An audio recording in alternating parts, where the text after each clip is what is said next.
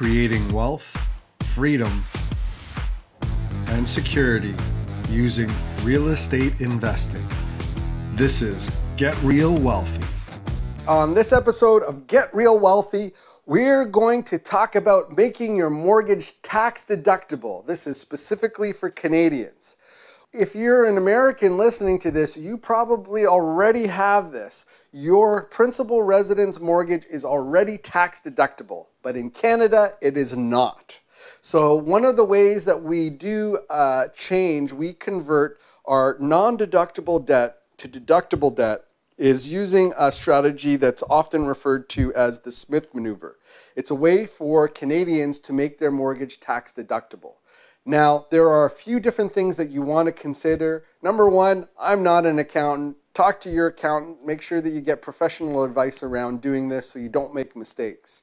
Now, you need to spend some time figuring out what the benefit of this is going to be over time for you.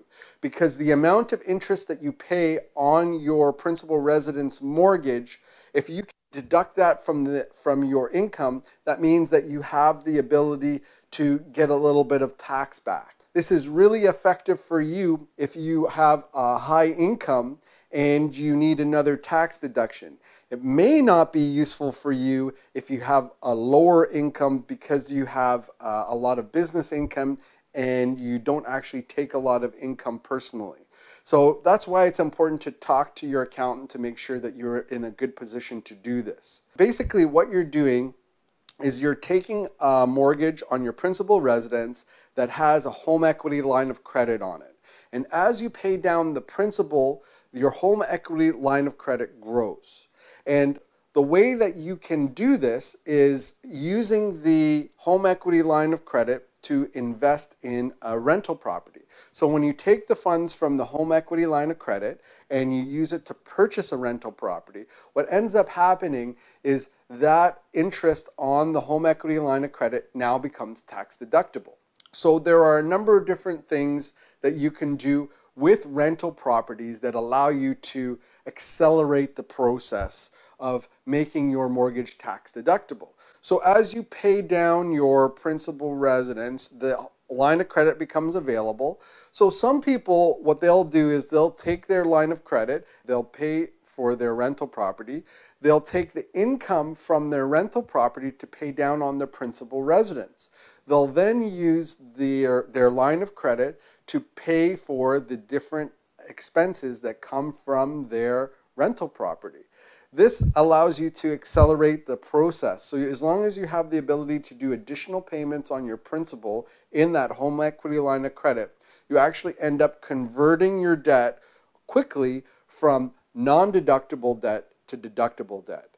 Now, there are a lot of other things that you need to consider when you're doing this. First of all, the idea behind this maneuver is that you end up with a large deductible debt, which makes up the principal of your mortgage well into retirement, so that you continue to have that debt.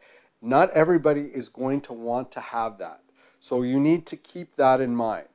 The second drawback is there never really is a strategy to paying this off. Not a lot of people will tell you this. They'll tell you the benefit of being able to do the strategy and the idea that it's tax deductible, but not these drawbacks. The third drawback is that when you decide to actually pay the interest back, then you lose that deduction. And you may not want to have that forever. Your accountant will probably want to have that for you forever, but as a person with an investment and also a growing portfolio and a principal residence, you may actually want to end up paying off your principal residence and not carry that interest forward into retirement or later on in life. So that's something that you want to keep in mind, some of the drawbacks associated with the strategy. Most people tell you what the benefits are, but those are some of the drawbacks. In any case, take a look at the Smith maneuver, take a look at making your mortgage, your principal residence mortgage tax deductible, and we'll see you on the next episode of Get Real Wealthy. I hope you enjoyed this episode. Make sure that you like, subscribe, give us a rating on iTunes, and tell 2 friends about Get Real Wealthy so that you can share the goodness. And we'll see you on the next episode of Get Real Wealthy. Make sure to check out getrealwealthy.com. Until next time, I'm Quentin D'Souza. Get out there and take action.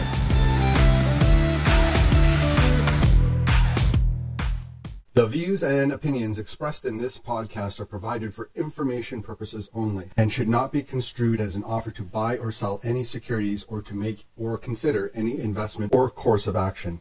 For more information, go to getrealwealthy.com.